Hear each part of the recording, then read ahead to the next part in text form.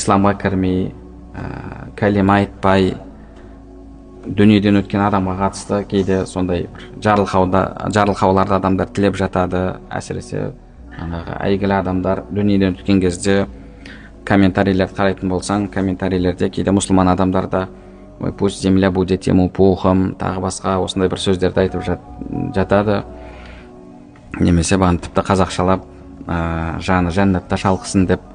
Жалпы жәннаттың кілті ла иляха иллаллах Мұхаммад Расулулла. Кімде-кім ла иляха иллаллах Мұхаммад Расулулла деп айтпаса, ол адамның Алла тағала күнәсін кешірмейді. Яғни ең үлкен күнә бұл жерде күпірлік. Енді ол кәпір болғаннан кейін кәпір адам жәннатқа кірмейді ешқашан. Енді тозақтағы жазасы жеңілдетілуі мүмкін бе? Егер бұл дүниеде бір жақсылықтар жасаған болса, иә, күнәсі жеңілдетілуі мүмкін.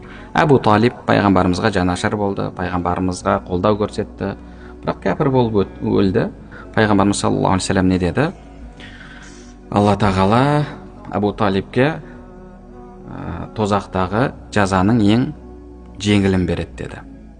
Ең жеңілін береді деді. Енді білесіздер ғой, тозақта 7 деңгейден тұрады. Бұл дүниеде Аллаға иман келтірмей өмір сүрген адамдар да әртүрлі деңгейде болады. Мысалы, біреу мұсылмандарға жанашыр болды, мұсылманның көршісі болды, оған әрдайым әйтеуір бір жақсылық жасап тұрды. Сол үшін, яғни жалпы Алла тағала олардың бұл дүниедегі жасаған жақсылығы үшін тозақтағы азабын жеңілдетуі мүмкін. Ал бірақ ла иляха иллаллах Мұхаммад Расулулла деп айтпаған, оған сенбеген адамға жәннат нәсіп болмайды. Яғни ол адам жәннатқа кірмейді.